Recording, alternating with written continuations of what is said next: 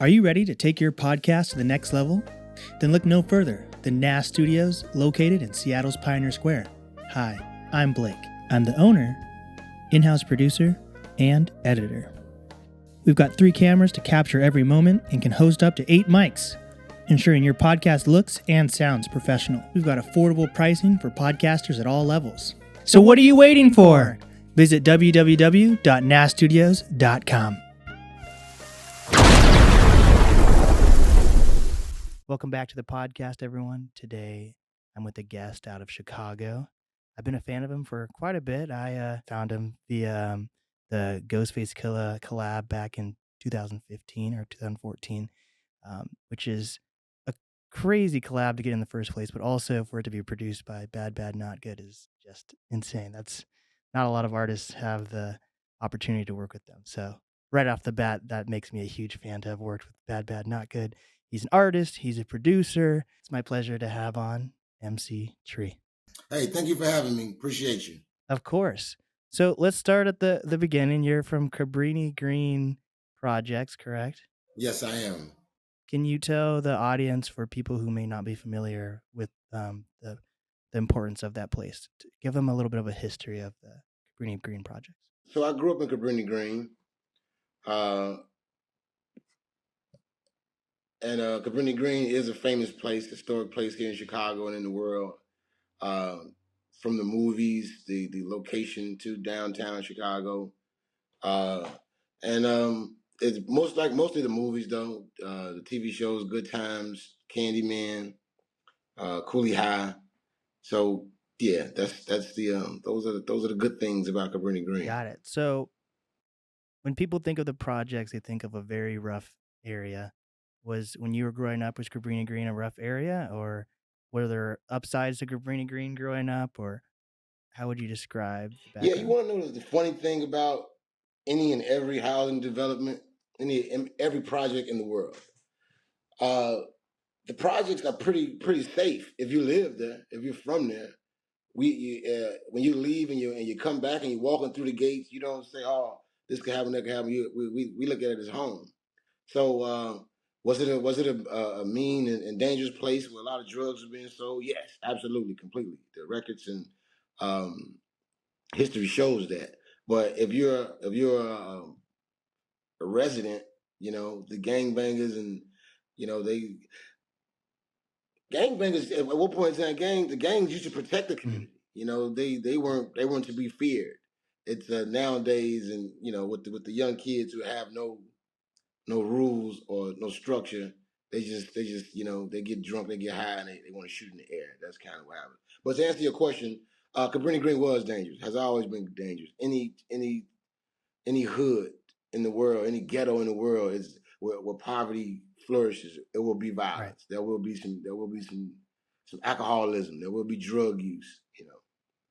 And were you were born and raised in Cabrini, or did you move there as a young child? Was that like all you knew growing up? I was born. Wow. I was brought home from Cook County Hospital, 1982, October 5th, 1982, and I grew up in Cabrini Green up until I was 12 years old, 11 years old, and they actually tore down the buildings and relocated all of its residents throughout Chicago, which sparked the horrendous crime and murder rates that you see now. And what is that relative to, like, we hear a lot about current rappers being from, like, I think it's like O Block or something like that, or like Chief Keef, and so what is the?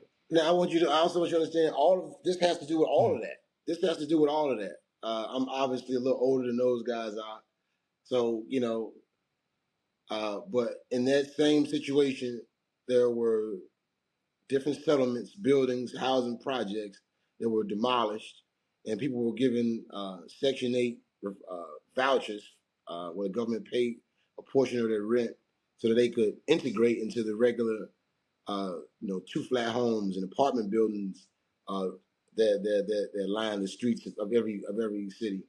And what happens is you get a group of 50 guys that may have lived on the east side, and now the whole family, and generally poor people who live around each other, they want to move around people that they know, and they want their whole neighborhood feel.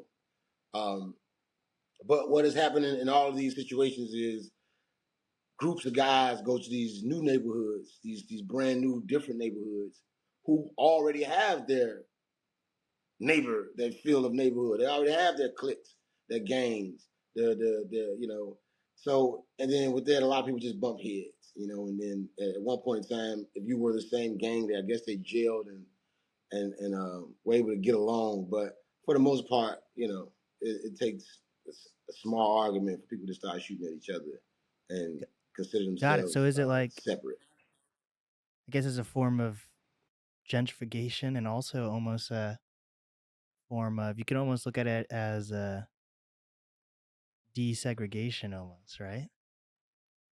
Yeah, but it's not even okay. So gentrification, yes. Desegregation, Hmm. no, because the majority of the South Side pockets that, and I don't know if you've ever been to Not Chicago, yet. but there are pockets. There are pockets of neighborhoods where there's only white people for miles, and then there's pockets where there's only Mexicans and Puerto Ricans and blacks, and so there's patches and pockets of segregation, and there are a few progressive neighborhoods such as the Hyde Park and now even the Lincoln Park, but it's generally not black and white, it's others and Got it. whites.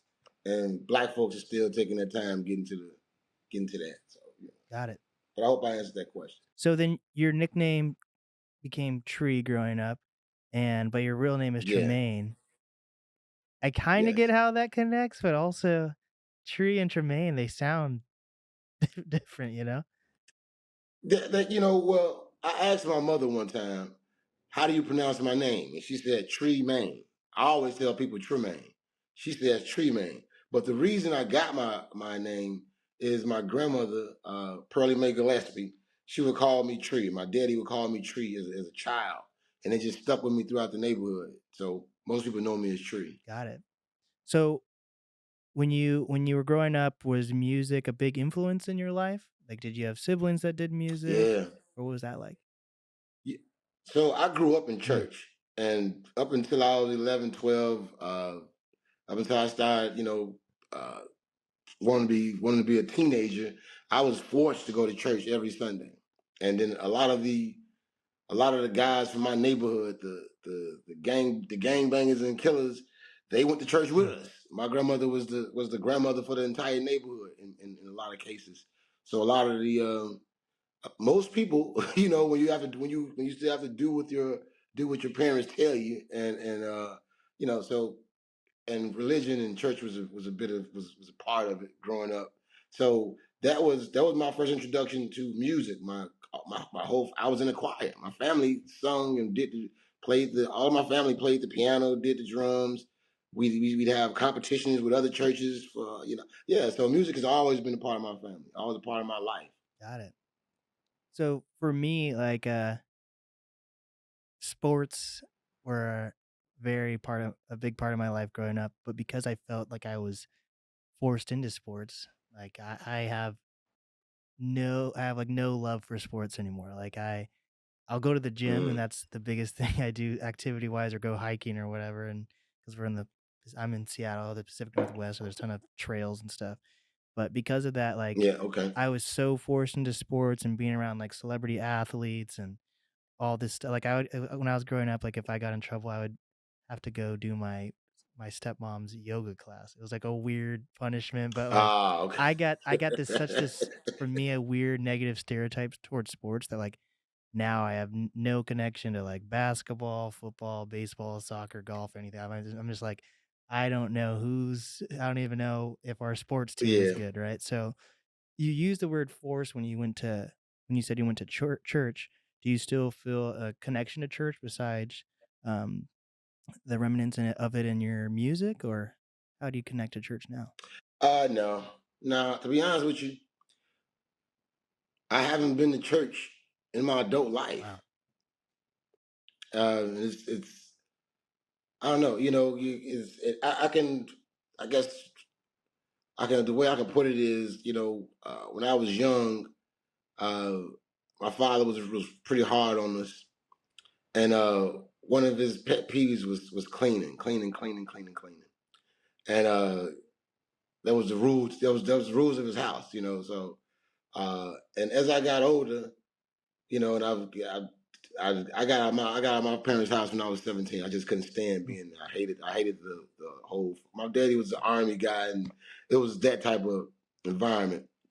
Uh, so as I got older, and because I used to try to, because cleaning up when I got my first apartment, I left the motherfucker dirty the whole time. It was kind of like rebellion, and like I don't have to clean up. That was my liberation. So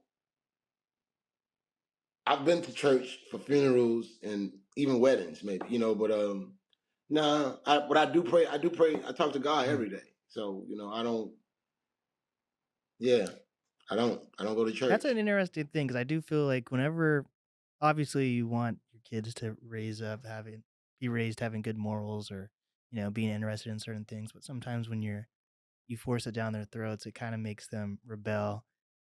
Well, as they're a kid, but also into their adult life because they start getting like a negative connotations towards whatever, whether it is cleaning, whether it's having church be a ritual of going every day or every Sunday or whatever. So that's a interesting point that you make there. So was hip hop something that was involved in your life growing up? Because for some church Absolutely. families, hip hop is like the devil. Absolutely. I'm from the Fair. projects. You can't hide them kids from this music. It's blaring out all the windows, the loops, the you know, man, all of it. You know, it was I wish I could I can't give you this feeling, but I can give you this illustration. Imagine waking up coming out of your project building that has that's 13 apartments, that's 130 apartments. There's two buildings connected to each other in a circle of 10 buildings, 8 buildings. So there's thousands of people. You walk out, everybody's playing music out their window, everybody's jumping rope. The water fountains on. You know, we're squirting water guns, barbecue in the middle of the fields, dogs running around, people out there washing their cars. This is Miami Beach. Mm. This is you know what I mean? This is Atlanta when the club let out. This is all day long in the project. So you know, yeah, yeah. So how I hope I answered your question. Sometimes I go off a No, little no, bit. for I hope I sure. answered your So question. with that then, so when did the original Candyman come out? Were you already out of the projects by then? Or No, Candyman came out when I was a man, kid. Candyman came out. I can't remember the exact date, but yeah, I was still a did that kid. scare you guys at all? Or Nah.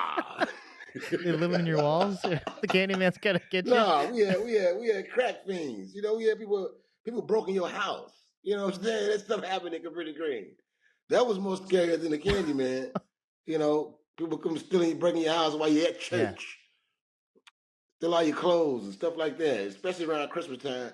No, it was there was actual gang wars, shooting going on. The movies is the movies, you know. Movies is the movies. I don't think that I've ever been scared of Candyman.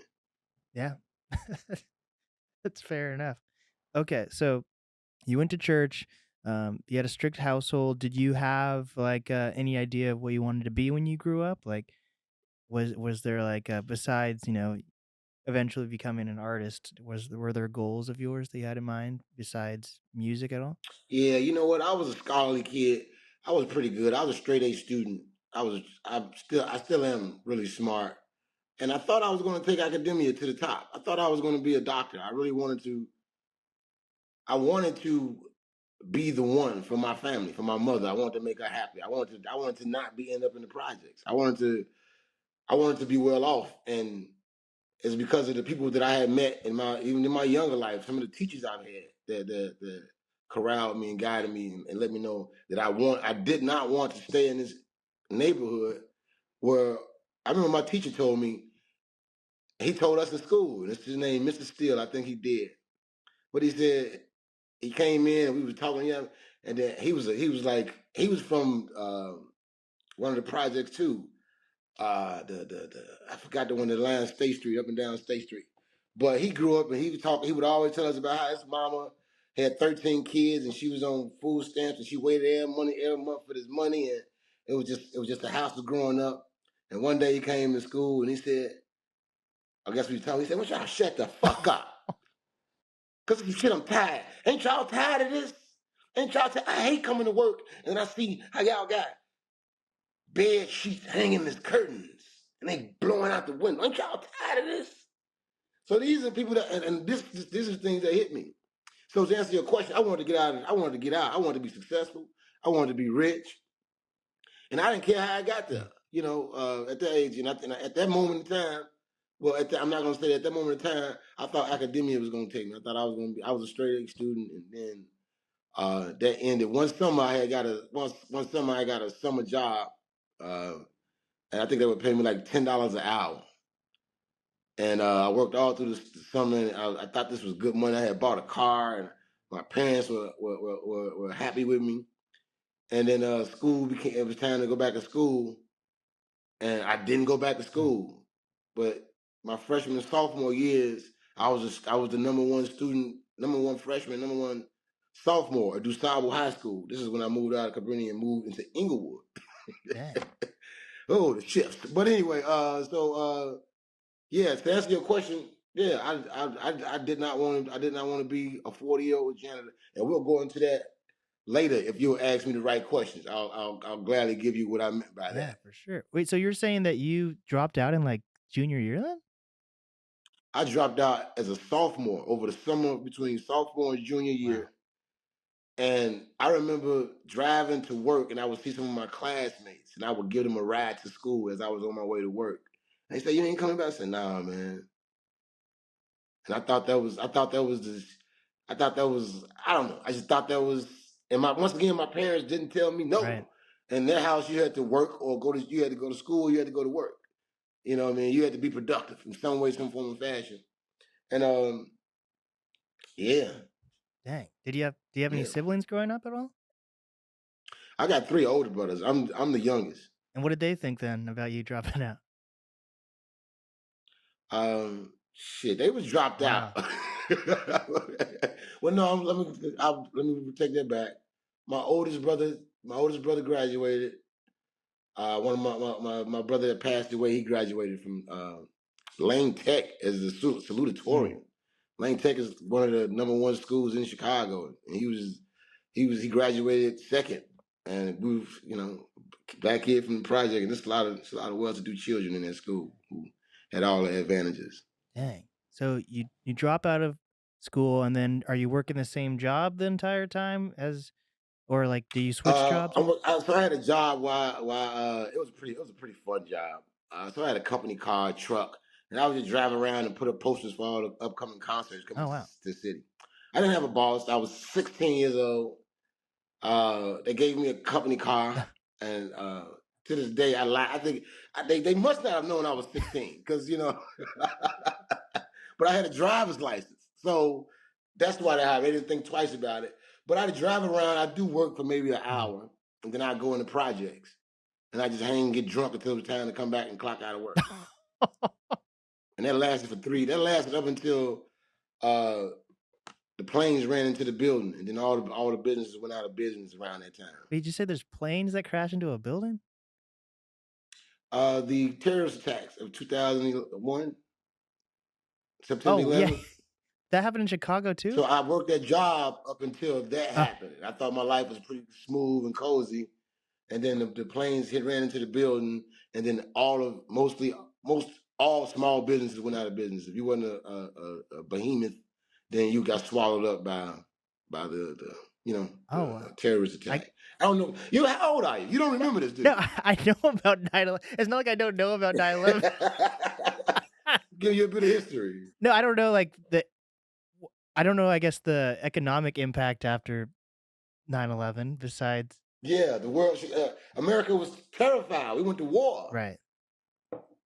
Yeah, that's Yeah, we went to war. I'm 23 if that helps. Afghanistan, Iraq. That was the beginning of all of Right. that. So a lot of businesses folded in America. Wow. I didn't even think about So that. Yeah. at that point, I went back to school and I went to DeVry. Okay. and tried to be electronic computer technician. Wait, you tried to be a what? Repeat that part. I tried to be a electronic and computer technician. Okay. And what happened with that? I dropped out of that. So listen. Hey, this is an amazing story. Wait till I write it down. Wait, so uh, while I was going, while I was going to DeVry, I began working at Nordstrom as a stock guy, as a side job or whatever. I had ran into a few problems in the projects, and I realized I didn't want to be a Mm, gangster. So, uh, got another job, and I started selling shoes. Believe it or not, selling designer mm, shoes, and at Nordstrom. And after my first 6 months, I think I made like $50,000. dang.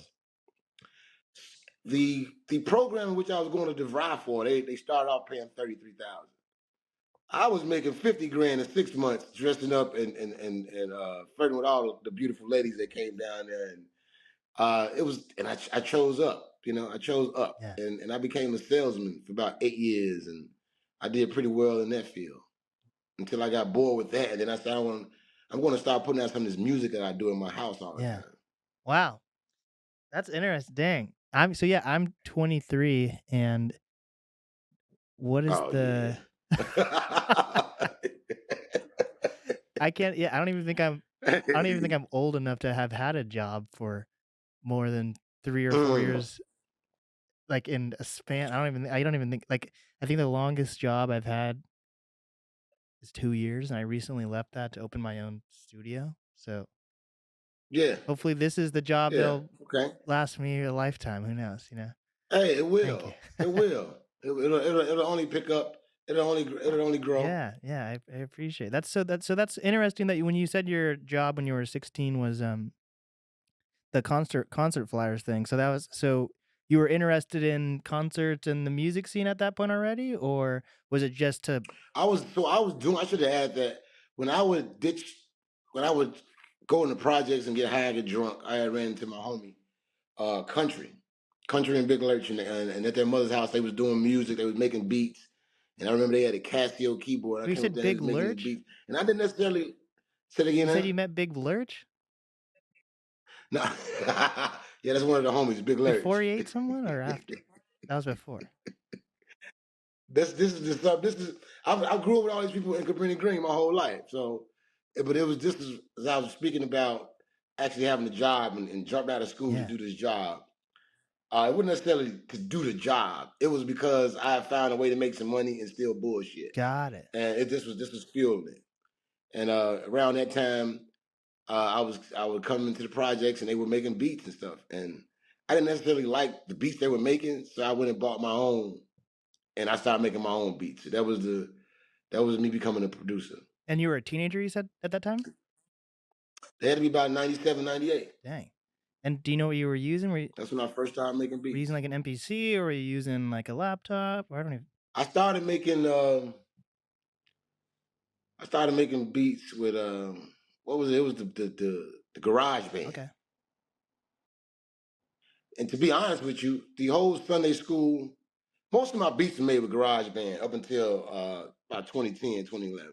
Then I switched over and started using different. I use um, Logic and Fruity Loops from time to time. got it. Okay. Wait, so I'm not getting this mixed up though, right? Big Lurch is the guy that ate the person's face or something, right? Nah, I don't know who that That wasn't Big guy. Lurch? Who was that guy that was It might have been, but it's not. It's not my Big Lurch. It's not the guy I'm talking about. Okay. Wait, let me just double check that. You know that rapper that like ate that person's face? Yeah, yeah. I think I know what you're talking about, but yeah, that's not. Yeah, I don't think he's from Chicago. Is he from LA, Cali? he's He's from California though. Texas. He's from Texas. That's Okay, hilarious though. So that's I West. didn't even but that's the thing, I guess, that like a lot of these nicknames sound very unique, but then at the end of the day, like someone else in a different state could have the exact same. Yeah, black folks got the same names all around. Except Tremaine. I don't know how common Tremaine is. You know what? I met a couple of Oh Tremaines my though. gosh. I met a couple of Tremaines. Okay. Well, that's When I was in jail, I met a guy that I didn't like. His name was Tremaine. I said, it must be. It must be. that's funny. my best friend from preschool, even his name is Blake as well. So my the Ah, year I was okay, born, Blake was the most popular birth name or whatever. Ki Yeah, okay, kinda random.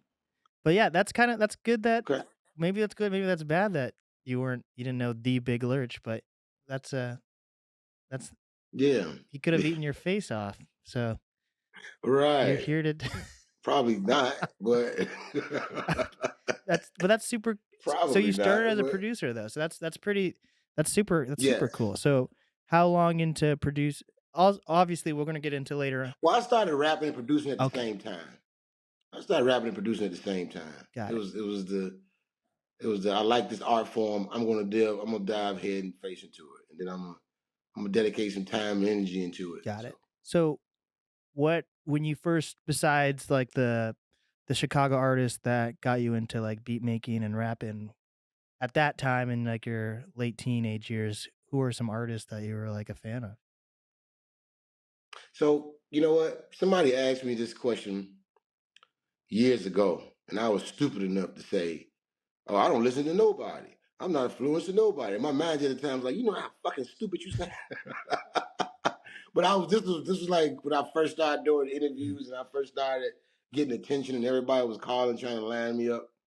Uh, but when I was coming up and I told you I got this car when I was like 15, and back then they had these CD record mm, clubs. You could join with Columbia House and Sony or whatever, and you would get 10 CDs for a penny, wow, and then you had to buy one at full price. And I'd never buy one, so I just fill out these cards that used to be in the back of every magazine, put different names, and get all these CDs sent to me. And from this collection of CDs that I was getting for 1 cent, uh, I came across Goody Mob. okay, I came across all of Jay Z. I came across Outkast, Lauryn Hill, No Limit. Yeah, it's a lot of good stuff that I came across from getting these free CDs. I guess from Columbia heck yeah. House, and they transformed my sound and music. Yeah, that's awesome. I think Outkast just celebrated, like, 30 years from one of their I forget what album it was. They just celebrated their 30th anniversary for Sound about I, right? uh I had a Goody Mob on during the, pandemic.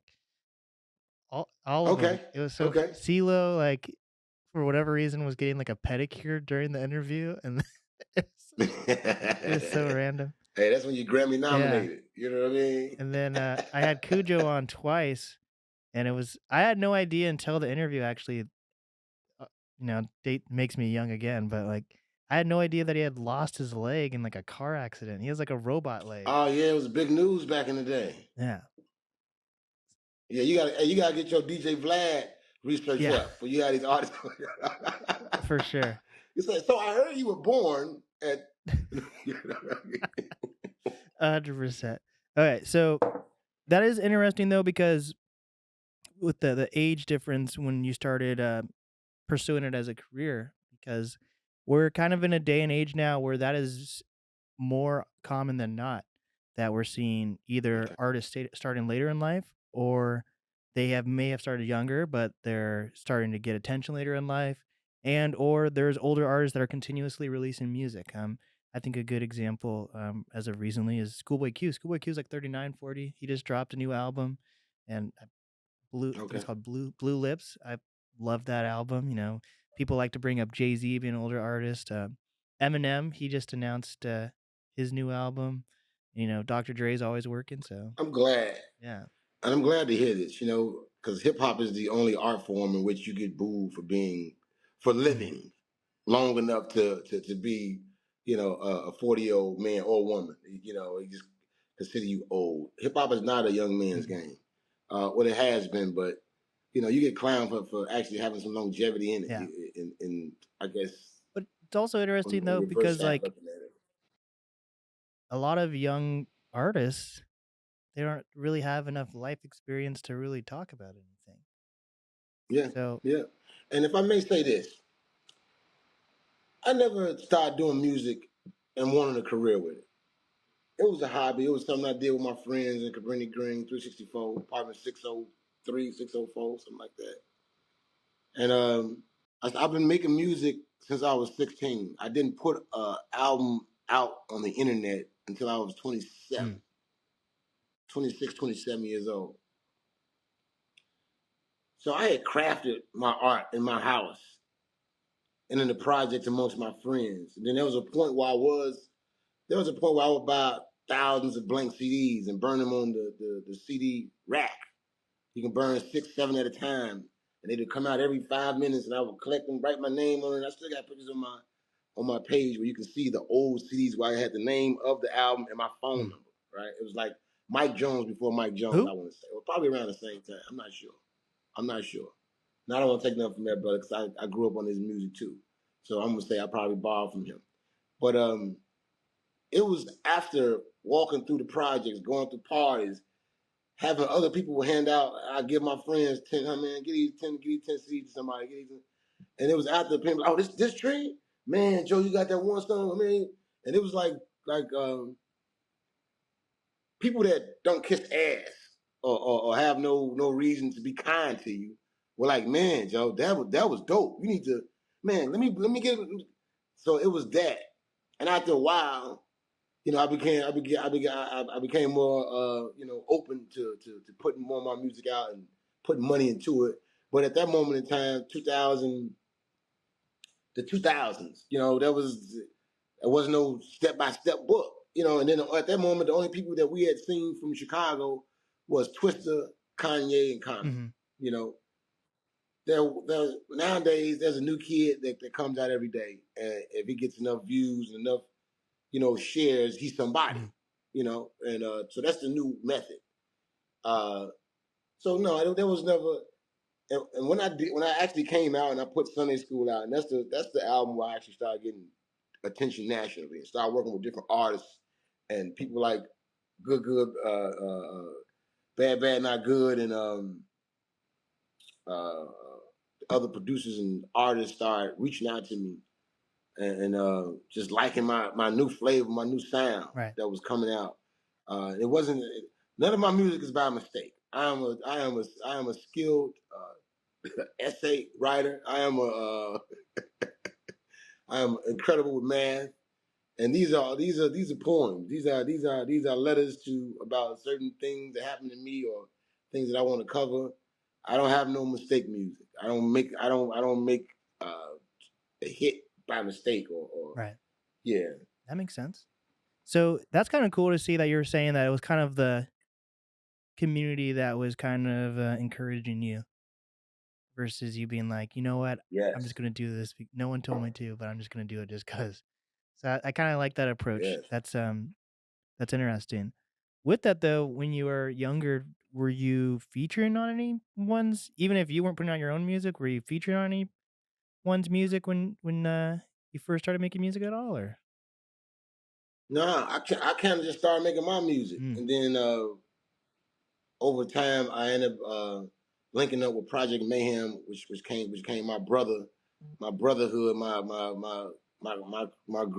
my crew, my group, the people who supported me the most in my music. They seen it, and they were skilled. They were older than me. They were skilled. They were trying to, get their music out. And then I remember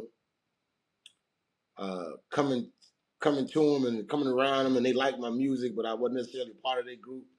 And then I started growing my own legs and started getting this attention, and then it was just ridiculous. It was one summer. It might have been 2010, 2011, 2012. I can't think about it because dang. I'm a developer and real estate flipper at this point. So this goes back to my young years.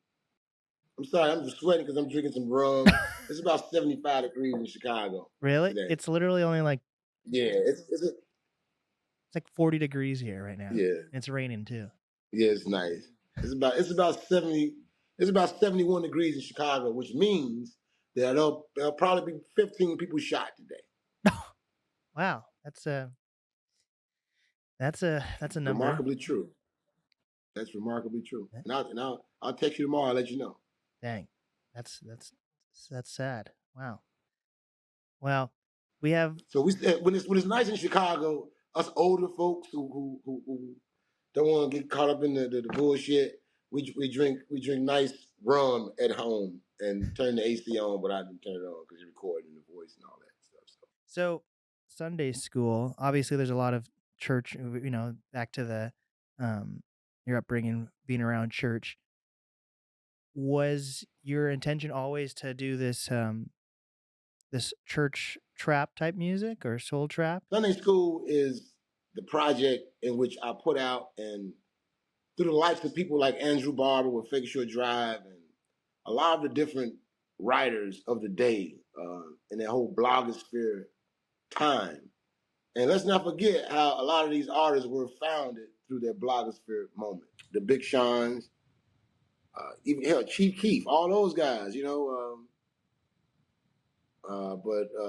Chance the Rappers and the guy who plays on Power, I can't think of his name, the rapper from New York.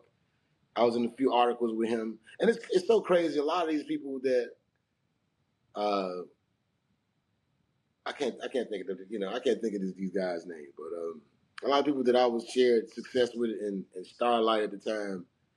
Some of them are still doing it. I'm glad to see it. Yeah. At one point in time, MTV released a top 5 mixtape list, and on that mixtape list, it was Future, it was Rick Ross, it was Young Thug, it was me, and it was Gunplay. Damn. That was from 12 years ago. These were the top 5 mixtapes of the 2012 so far. And I made that. And let's get this granted. Once again, I made my project in my bedroom. My project Sunday school isn't even mixed or mastered. Mm-hmm. And I was going up at that moment in time. I was going up against Future, Rick Ross, Young Thug. These are the people they name right now. Yeah. To this day even. And I put out a project that was subpar quality as far as sound quality, but it was a new sound. It was something different. It was the samples chopped up so finely and hit with the hardest drums and the highest claps and a soulful jargon about it. So yeah, I hope that I. Yeah. Once again, I'll be just So born. when by the time you released that project, Sunday School, were you already part of the music scene then at that point, or like? No, it's crazy. I had done a couple shows dealing with Project Mayhem because they were active and they were doing shows, and at that time I wasn't performing or in the scene at all. Wow. I was coming out. I had did a song with Project Mayhem, and they were good friends with Creative Control. They shot the video, and then we started getting some attention. But everyone was like, "Who's that guy? Who's that guy? Who's that guy?" And so from that point on, they would bring me out on their shows, and I would do the verse that I had on one or two of their songs, and I would always mess up. I would forget the lyrics, and it would just be an awkward moment on stage. So I always hated performance. To this day, I hate performance. People will call me now. Do you plan? Can you come do this? How much you want to come do a show? I'm having this. I'm doing a show. How much you? I'm like, nah, I'm good, bro. Yeah. I'm good, bro. That's never been my thing. So, and I think that is one of the reasons that I am not in the big 3, and I'll say that. Part of the big 3, you said. Yeah. Did you listen to the Kendrick's response today? All morning. Damn. Bodied Drake. All morning. You think so? Yeah, 100%. Okay. What do you think? I think that I was satisfied. I was glad for a response. Now, I say this because I'm not a big K. Dot fan. I'm not. I understand what he means to the culture. I understand how people hold him up, but there are certain things that he does in his music that I just don't. I don't follow. But I do appreciate the songs that he makes that I like. I do appreciate him as an artist. I don't think that he's any lesser of the what he says he is. But He's not my top guy, you know. Kendrick's not? But I do like his response. Kendrick is not That's my top guy. I crazy. do like his response though. I do like his So you like response. Drake? You know, and I had an argument with my homie Lino from Project Mayhem, and I told him that I think J. Cole could beat both of them. He said, "What?" And I said, but then he came out with the apology Yeah. and stuff. I said, man, listen, Joe. Dang. Wait, so you do think Drake you think of Drake as hip hop though? No, I think Drake is the epitome of success in anything related to hip hop. You know, I think that he's the I think he's the gold standard. You know what I mean? If you want to be if you think about who you want to be, um, and you want to get it from music, you know, I think he's the guy. You want the number ones, you want the longevity, Yeah.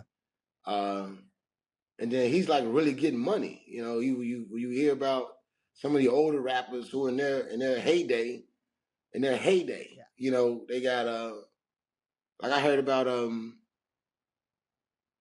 yeah, some of these artists, you know, in their heyday they get 40,000 a show, Yeah. like, and when they were the biggest they ever could be, 40 grand, you know. But then you hear about how he gets 7 million for a show Yeah. that he promotes and rents out the theater, and he takes all the responsibility. That's business. That's that's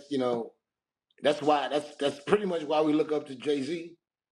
But Jay-Z got a lot of his money outside of music, I like to think, and other investments. Well, not even a lot of it, but I mean, so. But with Drake, it's almost like he made that $1 billion touring on that stage and writing hooks Yeah. and so on and so forth. So yeah.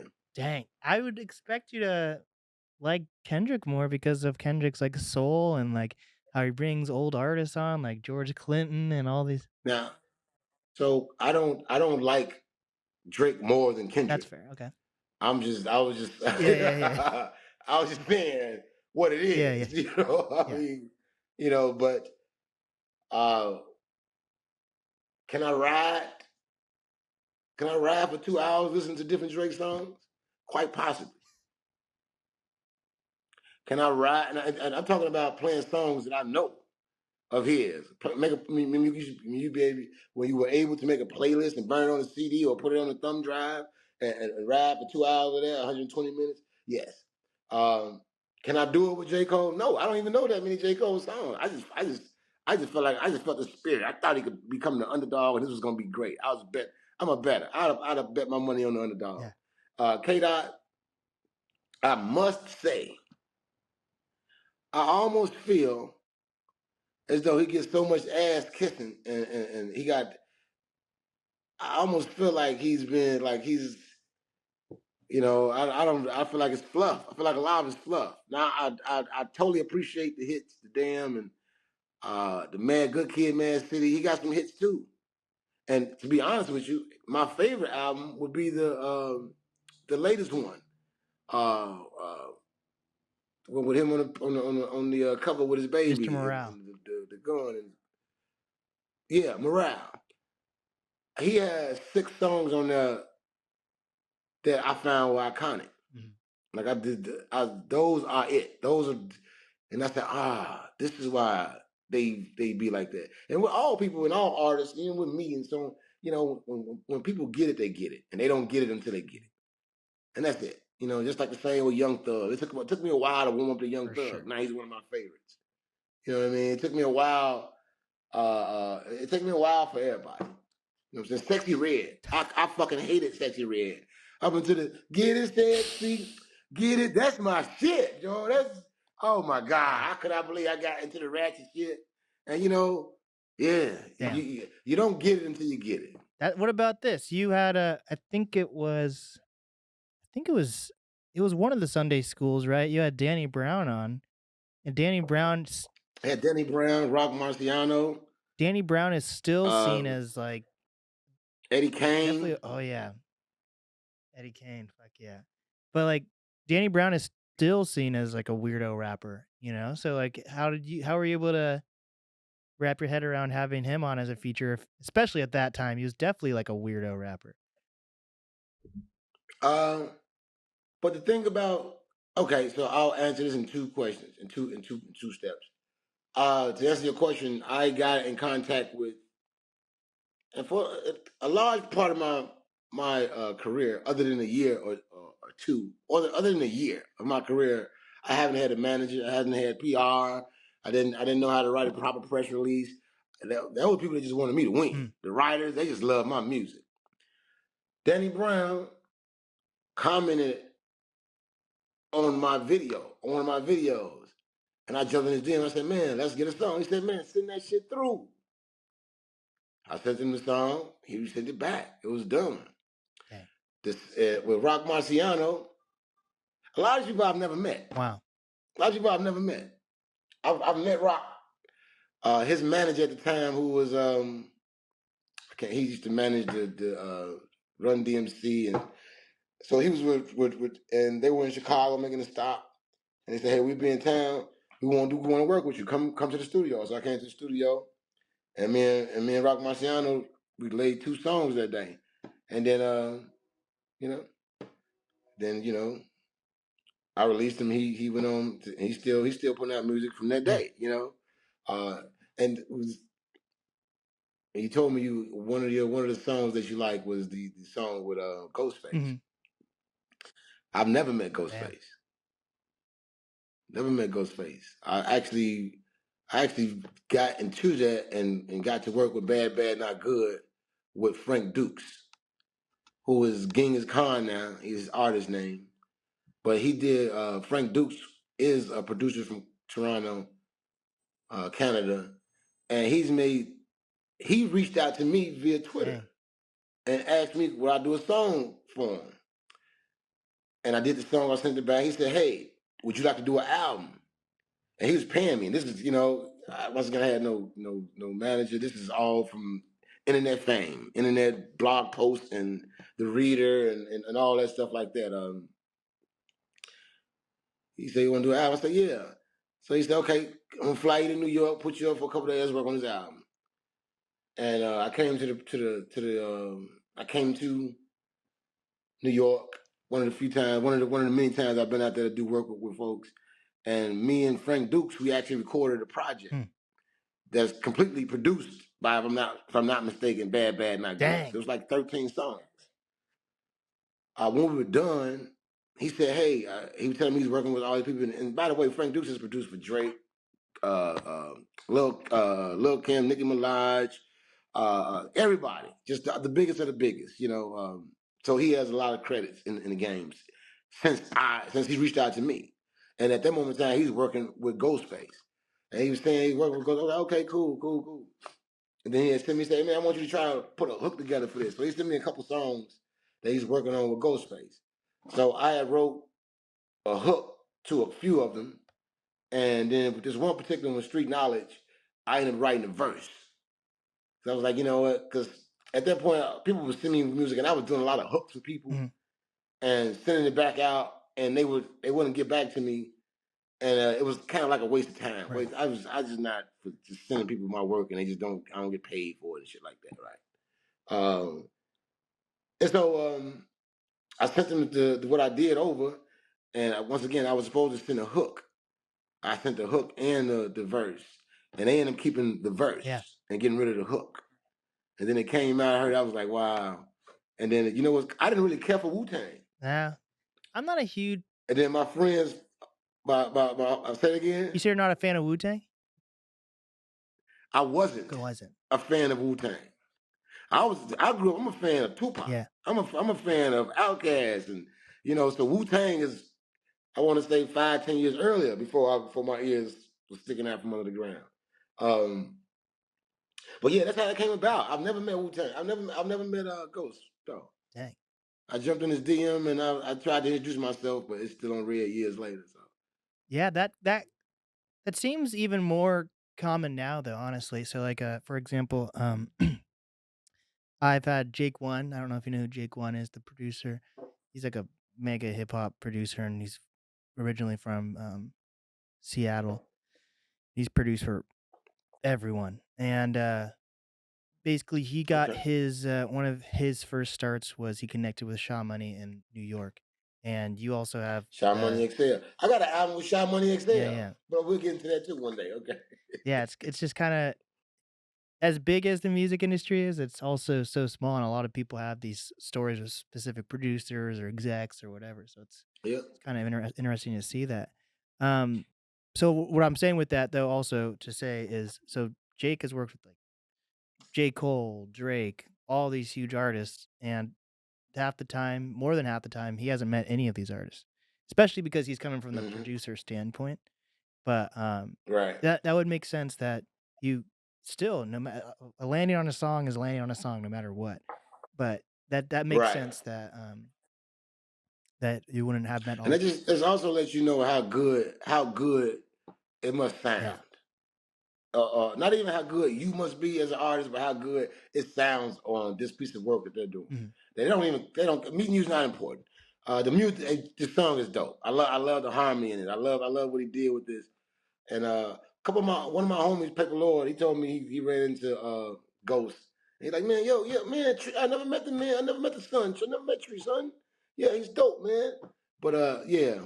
But then again, he's touring and he living his Yeah. life. So So back to the first two or the the Sunday school projects.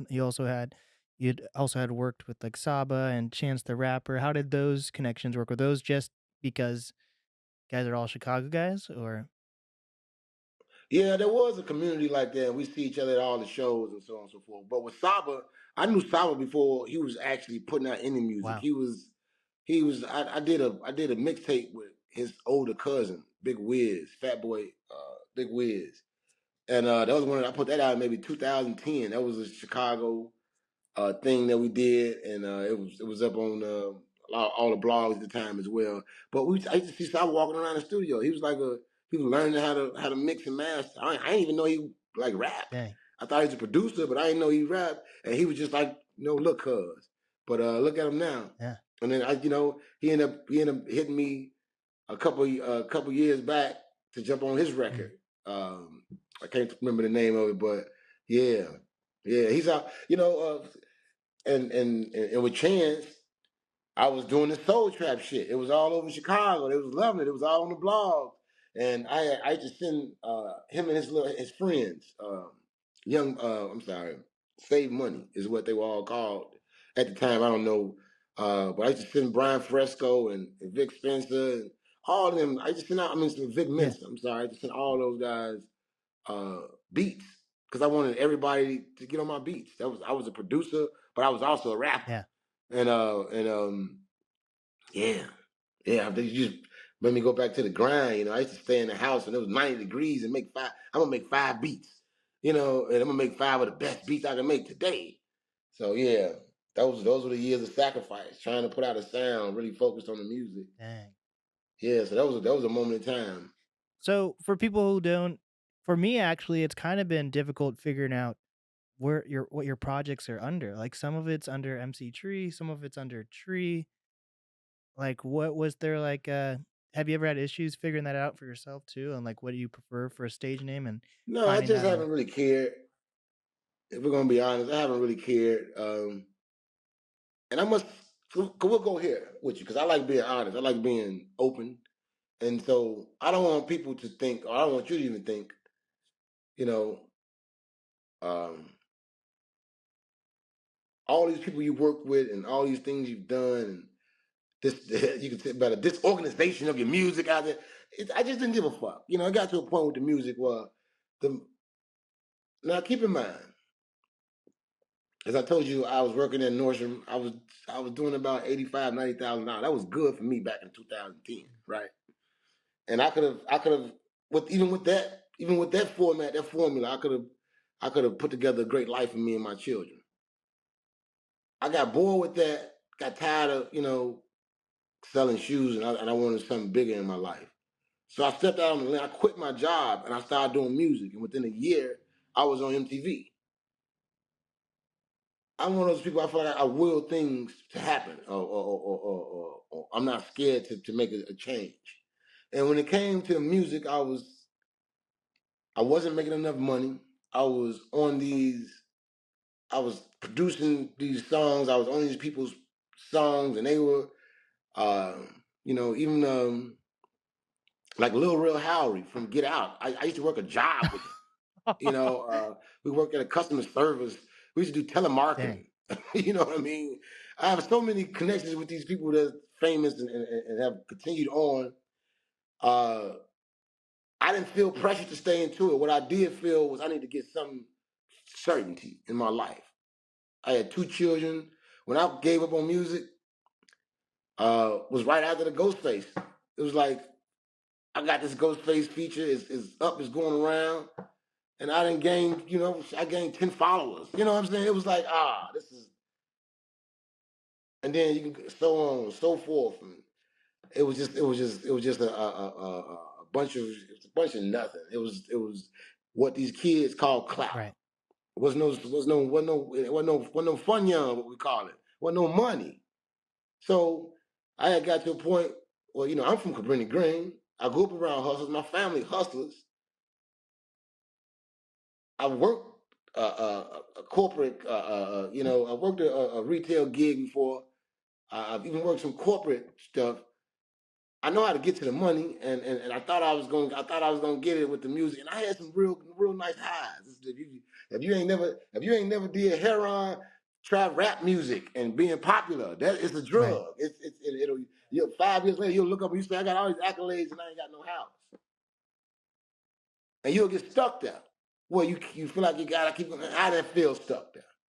So I went into other things, and luckily those things panned out, and I began buying real estate, fixing it up, learning the game, and so when I tell you this, it's to say that uh, I growed up, Yeah. and I couldn't risk being a failure. I couldn't risk being the 40-year-old guy that still puts out projects and acts stupid and young. I got an 18-year-old. I got an 18-year-old son. I can't be doing lean and falling, getting drunk and letting people shoot at me and shooting at. I can't be, and then also you gotta keep in mind being an artist is dangerous, but being a Chicago artist is the most deadly profession you can be. You know, we Chicago artists, we get killed so often. It's shit. There's only one left, two left from that era. Is you got Lil Durk, you got Keith. Yeah. Everybody else dead. Yeah. I grew up in that blogosphere moment when they was having these shows, they was having all these artists come to the same venue. I was there. I was in those events. And yeah. So I hope I answered your question. Like I said, I just be venting No, and no, just, that and that just want you that to get makes sense. the real riff. No, for real. Like some of my most So I didn't fall off. I didn't simmer. I just stopped making music one day. I stopped putting out music. I stopped answering emails, and I started doing other things. do you feel like you wouldn't have completely cut it off if you had more of a team, because you were saying you didn't have that manager or the press or whatever for a while. Do you feel like what you would have needed was more of, cuz yeah, just because like even here in Seattle, I know a ton of famous people. I've been to famous parties. I've gone to LA, I've gone to New York, and people may even like if my name's brought up, they might be like, "Oh yeah, I know that guy," or "I've had CeeLo Green on my podcast." Doesn't mean because I had CeeLo Green on doesn't mean CeeLo Green's giving me $1 million because I was on his podcast or Right, anything like that, right, right? So like, right. and I'm in a profession in Seattle where there may be one or two other podcast studios. So, and especially how I'm doing is very different. So I'm making my I like your own. setup, I'm brother. making my own like first I have a podcast and this production studio, and I'm making my own kind of lane and having to figure out what works and what doesn't work. But just because I know all these people, it doesn't mean they're really actually giving me advice, right? Even with other actual music recording studios, they can't really give me advice on what I'm doing because music recording is actually very different than producing a podcast. So, yeah, my question would be to you, do you feel like you needed when you were rising, you needed more of a team that was giving you more solid direction? versus like hopes and dreams, or actually having like explaining to you how money would break down when being a artist full time? To be honest with you, bro, when I think back about my career, when I was from the moment I started getting, from the moment I was pushing and getting results, so that 5 year period, it was 5 years while I ruled the blogs, 5 years. I'm gonna say 5 years. Um, yeah, I could have used some tutelage. I could have. I never equated this music. I never equated music with money. Mhm. I never thought that this would make money. I did never even. I used to always wonder how you just gotta you get big enough, and I was like, okay, well, I just gotta get big enough, right? Yeah.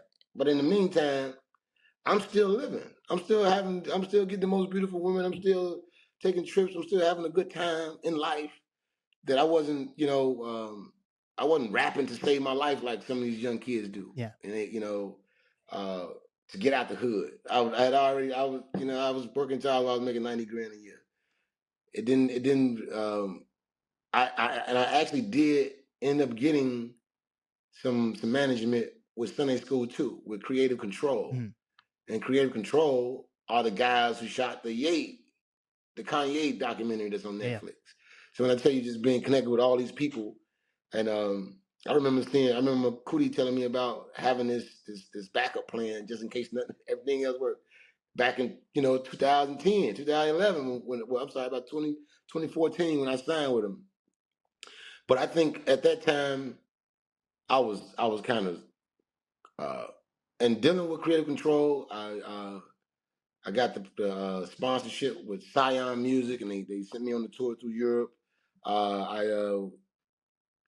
There was a few other things that could happen with those guys, and they were, I think I was their last music journey that they was going to take, and for them it was business. For me, I was coming into that moment in time where I had to make a decision. I was going to keep on.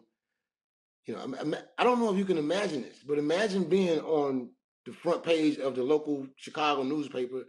At the time, they had newspapers that they would sit out in front of all the train stops. You can grab a million of them every day, and your face would be on the music edition, and the whole city know who you are, but your life is in shambles. Right. In reality, um, there's no real income coming in. You get a few hot spots, a show here, a verse here, a beat there, but it wasn't no real money. It was never Audemars money. It was never Bentley GT Coupe money. It was never that.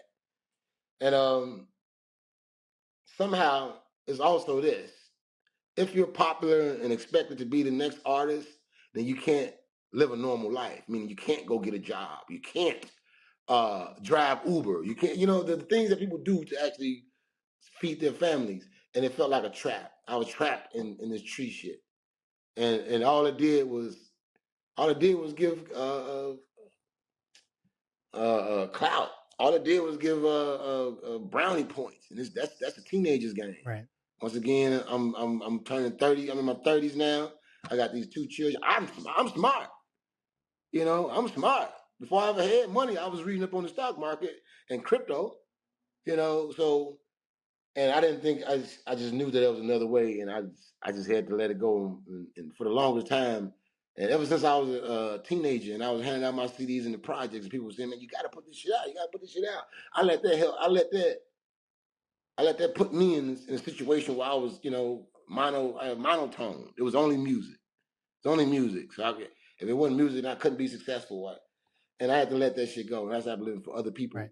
And once again, had I continued not took a day off, uh, would I be a $40,000 a night performer? Would I be one of the greats that they talk about?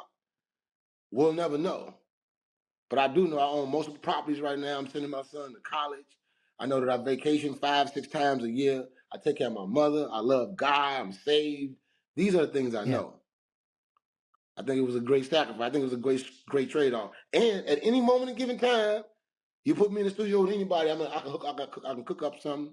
I can produce some of the best beats that the world that a lot of the beats that they put out now sound like stuff that I look at the when I hear the future album, the Hustle Every Day. That sound like one of my beats.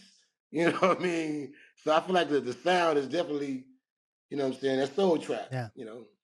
So Yeah, and I appreciate that you're being real, and I think not just real for yourself, but real in the sense of that's how a lot of artists should be looking at their career as well, honestly. Like, even let's go super simple and talk about, like, when you look at, like, the top 100 Billboard or whatever, right? Those aren't not even there, that's not 100 top artists, that's probably, like, 30 or 40 top artists, and then they each have, like, 4 or 5 songs, bunch of right? So songs. even that makes it even smaller, right? So, like, the chance of an artist actually making a successful like, making it to a super successful top or whatever, it's point something something one or something, right? It's Yeah. super, super small. Not saying if you wanna be, like, a local artist, um, or even in different have friends in different countries, like in Canada, who are able to do music full time, and their goal is, everyone's goal if you're still, like, make even for you, you're still making music, right? You still want the accolades and not trying to just simple accolades and being like, "People like my music, I'm getting streaming numbers, I don't have to be the biggest artist or whatever," right? But, like, even in Canada, like, that country gives people grants to make music, right? To go on tour or whatever, Oh right? wow. Here in the US, we don't really have that as much, but in Canada, you can tell the government, "I'm an artist," and they'll give you funds to be an artist and Yeah. just focus on music. So there's the way how it's set up in the US isn't even perfect at all. And I think, Yeah. there are more avenues opening for artists to be able to make a living, and even for you, I don't think your career is by far over. I still even Free Tree, I love that project, right? Um, Thank you. so Thank you. needless to say, all that to say is, like, what you're saying is real, and I think it's important for people to hear, and just because let's say someone takes your advice to heart, that doesn't mean they have to stop making music. It means they have to be realistic of what they're doing. Yeah. Cognizant. Like for me, right? I when I introduce myself to people, I say I'm a podcaster, and then I say I'm a podcast studio owner second, because my main goal and how I've even come to open a studio is through having my podcast. But I had my guest on, Nima Schemes, who's a producer from Seattle, and, I told him that it's been about 4 years now, and I just now, got over the subscriber hump on YouTube to have, like, over 1,000 subscribers, and then after 1,000 subscribers on YouTube, then you can start monetizing your streams, and Yeah. I've made money through sponsorships, but from streams, it took me 4 years to get over the 1,000 subscriber hump, which is super hard on YouTube. And then my first payout for, like, a interview that just had 30,000 views is $100. So realistically, after 4 years of finally getting monetized on YouTube, I made $100. You can't Yeah. live off. Feels good, doesn't it?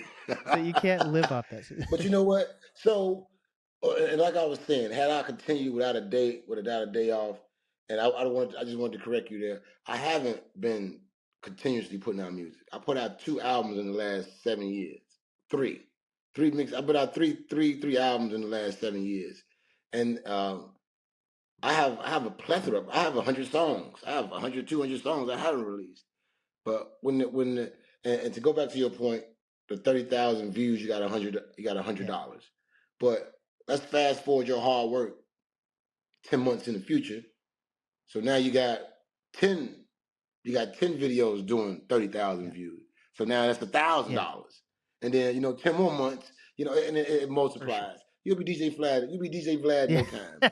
Yeah, for sure. I have goals and I feel like I'm hitting them, but all that to say though, I just think people do need to be but the reason and one of the big reasons why I opened a studio is so that I can charge clients for my knowledge so I can produce their shows and make their shows successful, right? So, it's not that it's just another level of, like, using my knowledge to make an income and make things meet, right? But, so I'm all that to say, right? I think what you're saying is real. So so with that, I quickly want to talk about what it was like. So I read one of your articles where you had one of your albums shelved because of your age. What are your opinions on that, and what are your opinions of?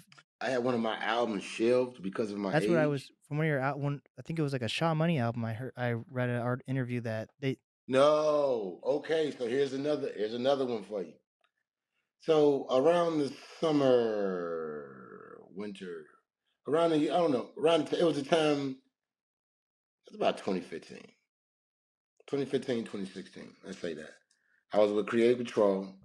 I was meeting with Shy Money. We were working. I guess I was trying to get signed with Atlantic, and we created a project that I still have and I've never released. And Shy Money produced it, and it was about 12 songs, and I killed every one of them with my best artistry. And we thought we were going to sign, and then out of the blue, they signed that motherfucker Bobby Mm, Shmurda. And and I don't knock him. He was just a breath of fresh air. He had energy. He was young. He was what the kids was looking for, and he was the New York version of Chief Keef, which New York had been looking right. for. So they cashed out. They signed Bobby Shmurda, and Ah, that was the end of my time with Atlantic and fighting with them to get signed.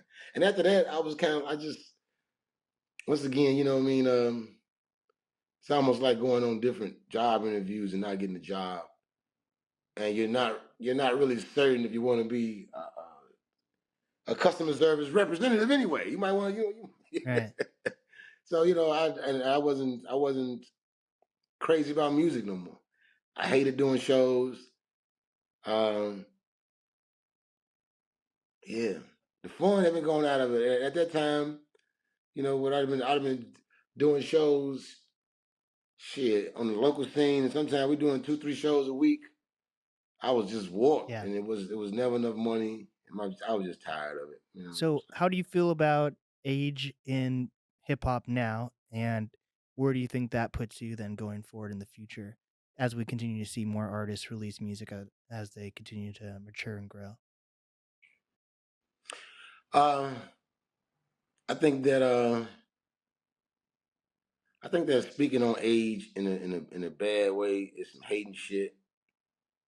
Uh, and it's generally used to get certain artists out the Mm, way. If you think about the top 4 artists, they're all 40 years yeah. old. You aside from NBA YoungBoy, I guess, but the Future's 40, Drake 40, Kanye 44, Rick Ross 40, French Montana 40. These are the premier artists. Other than the Kodak Blacks, the Lil Durks. You know, uh, you know. I think there's some hating shit for that to even Mm, matter. And then you got the Griselda yeah. family. They doing their thing. They making a big resurgence. Rock Marciano like 45. Uh, these are all top lyricists. And like Jay-Z said, man, as long as we rhyme in this shit, I'm always gonna be a problem. Mm, As long as the formula is rhyme words, oh y'all got to worry about me. yeah. You know? So then for you, you released an album. Was it last year? Free Tree was last. It was. So It was. Free so Tree. what was the mindset behind releasing that? If you were saying that you decided to kind of take like a break from music. Okay. So I'll tell you this. So I had told you that I left music because I needed to put some stability and some foundation in my life. I never said why I Mm, left it. Once again, but I am from Chicago. I am from the streets of Chicago. So what ended up happening is I ended up getting in trouble with the law, and I was sentenced to 3 years in jail for drug trafficking, uh, cannabis. And so before I went to jail, I was going to court. I fought it through the pandemic. I thought I was going to beat it. I had a good lawyer, and then fired him, hired another lawyer, cost me another 25,000.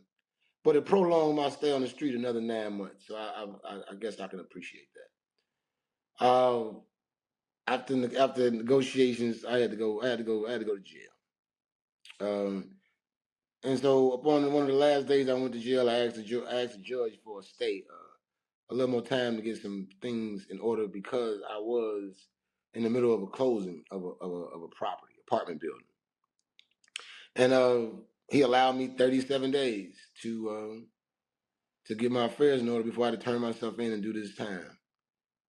So in these 37 days, I I recorded, I partied, I took my kids to Puerto Rico, I went to Hawaii, had a bunch of family time. So I had 37 days to prepare for it. And those are the songs that I made. I actually have a free tree too that I haven't had the time to even shoot videos or but Mm, it's the same set of songs that I made in this 37 days. In this 37 days, I may have made 37 songs. So I did like a song or two every day. And I planned for it to be released while I was in jail, but the girl I was with broke bad on me, the jail stuff. And my project just sat up on Vimeo and YouTube unreleased until I came mm, home. So that's why it's called Free Tree. I was in got jail. it. That was supposed to be released while I was in jail. Um, and I went to jail for selling marijuana. Is that illegal in Chicago or something? Or just Nah, it's just legal when you get about 60 pounds of it. that makes sense. Okay. You in Portland? Seattle. Is that So okay? That's Portland, yeah, Seattle, so right? Seattle's Seattle, so Portland. Seattle, Washington, Portland, Oregon, both have basically all the Okay, same. all right. I think most for the most part have all the same like regulations. Like weed's legal, Yeah, mushrooms are legal. I was saying that to say that I visited Portland quite a few times in my career as a cannabis collector. So wait, but Chicago is legal or no? Chicago is illegal. It's legal. It's legal now. Got it. Yes, when I caught the case in 2019. It wasn't. Oh, it's a recent legalization? So Say it it's again now. recently legal? Yeah, they became legal in 2020 after the pandemic. How do you feel about drug sentencing? Like is that of interest to you at all to Well, like be I'll a say this. um advocate for like how like that's a big thing where people are like I have family members that are in prison for X amount of years for marijuana and then it's legalized and now they're still not me personally, but like the story of people being like, I have family members that are still in prison for Yeah, like how are your that yeah, whole how are your thing. feelings about My feeling is, had it had it been legal, I still would have went to that? Yeah. jail. It's about the amount that you have. You could only have an ounce or two. I had a lot more than that. So yeah, Yeah. I have no feelings about it. I feel like everything happens for a reason. I'm not crying about nothing. Choices were made And and shit we're happens. hopefully better for it now. Yeah. Yeah, Okay. yeah, There we go. yeah. Everything's Yeah. good. I'm back home. Back home. I took my kids on a 10-day vacation to Dominican Republic.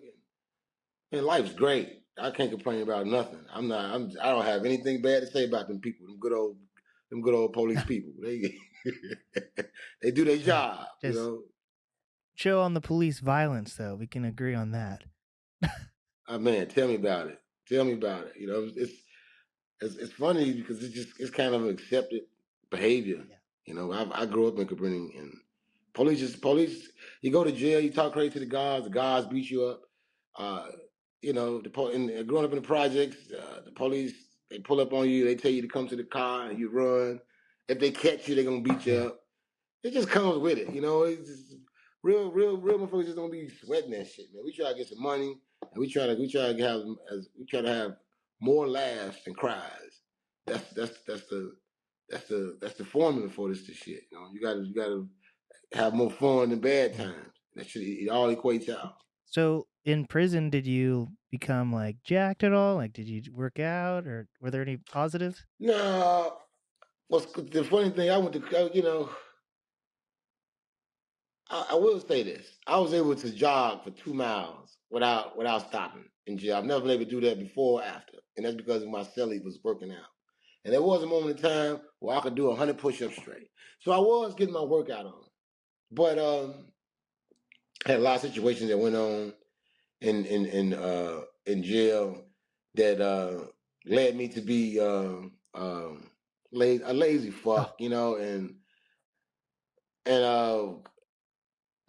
in jail, you work out and plot vengeance, or you relax and make it the best of your time. And what I do is I make it the best of my time. And uh, yeah, Huh? I had a couple dollars, so it was. I just spoiled me and my people that was in jail with me. Yeah. We ate good every night and had all the phone calls we could have, and it was. I became lazy. You know what I'm saying? I wasn't trying to come out jacks. I'm gonna show these motherfuckers. I came home to the A same Gucci bitch, man. same friends, same house. Same agenda, Yeah. different agenda, I should say. Does time move by slower though? Did that no matter what, 3 years feels. Oh, time was, it was in jail. You could take a nap 2 times in jail and it still be 5 p.m. Oh my gosh. Terrible. It was awfully boring in there. It was, you know. Damn. Well, and hopefully like you're reconnect with the family and you guys are all good and everything like that. Yeah. Yeah, never lost contact with the That's family. good. Never lost contact with the family. I'm the head of the Yeah. family. So yeah, I kept visits, kept phone, kept letters, kept you know. It was an Yeah. experience. It was an experience. It changed me. Somehow I thought having 60 pounds of weed in your house was just normal. Yeah. So sometimes you just need to get Yeah, man. awakening. So with that, are you is is music coming back at all for you all at all? Or like is that a passion that you still want to work towards or Yeah. So listen, I have a bunch of great music. I got a lot of great music, and I guess what I'm struggling with now is the relation to the fan base. I think that I've been off and on teetering tottering with the music in the last couple years that people don't. I got fans that want to hear me. They've been waiting, and but I guess they look at me like they look at a Andre 3000, man. And say when he gonna drop when he drop. Fuck it, I'm tired of waiting on this nigga, man. And but yeah, I guess it's how to put it yeah. out. I don't necessarily want to be, and also tell you this: the time away in the distance from uh TV, the screen, and all of the rap shit, which is acting to me, is you gain anonymity. Anonymity is good when you got Mm, money. Or I just love going places and doing what I want to do and not having to deal with that shit. I'm not having to deal with you tree, right? You know, it's the best feeling in the world. It's the best feeling in the world. I don't regret nothing. I don't want to be mm, popular, but I do have music that I want to put out. So I guess it's how do I put it out? I don't necessarily want to be in my music video doing this and you know, I don't want no gun. I'm 40 something, 41 years old. I kind of, I gotta. It has to be done artistically, and I almost want to release my music videos with that people, not even me in the video. I just need to find a creative way to do that. like But I have actors. tons of music that I do. Yeah, actors and play. You know what I'm saying? So yeah, that's kind of where I'm at with it. Well, I'm like in a hungry part of my life where I like when I see an artist like yourself, I'm like, "Oh my gosh, all he needs is a set schedule, maybe a manager, maybe not, just a right social media manager of something, figuring out how to make sure your SEO is up so when people look up MC Tree, it pops up." Like that's what I'm thinking about. And then you're like, "I'm cool, but I don't know. I feel like I think your music is important and I that's one of the reasons why I'm obviously having you on the show." Thank you, brother. So, Thank you. I whatever direction you decide to go, I hope now that you've been on the show, we can figure out whether if you choose to like, pursue this and still keep, your life as it is now, but figure out how to highlight you in a way with your music where you're getting that recognition because I think you deserve to be recognized, Yeah, in my opinion, yeah. I think so.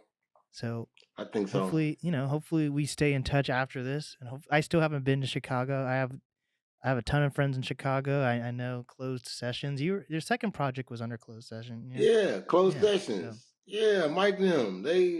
So yeah, them people that they have a story in my Yeah. life. They're part of my life. They were integral with the whole Rock Marciano thing. Yeah, like, I connect more with Chicago art.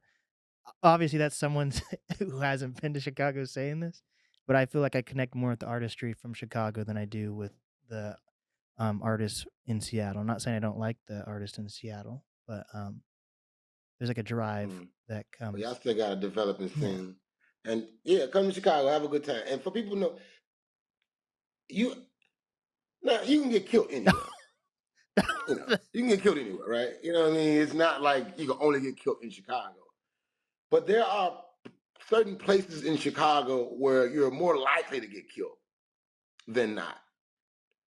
And then there's places where you're not supposed to get killed. And sometimes the shit spills over into those Yeah. neighborhoods because people will be trying to venture out. And then sometimes two killers be trying to go downtown, duck the hood, they run to each other. What the fuck you doing down here? Pop, pop. You're making a great selling I'm point. sorry, I That's a hope that. great selling that should be Chicago should make an ad with you being the spokesperson. Come to Chicago. Hey, listen, I didn't. I met one of the toughest niggas I ever met in my life. Come from Cleveland, Ohio. That's not a place people talk about a lot. Yeah, So they can happen to you anywhere. yeah, for sure. What we have in Seattle is a lot of homeless people and drug problems, so we can connect. I've been to Yeah. Seattle. I've been to Seattle. I had a show out there one And time. you didn't invite me? Dang. I think you had to be 12 at the time. He probably was 12 at the time. We talking about 2012? Yeah, he probably around that time. Oh my Yeah, gosh.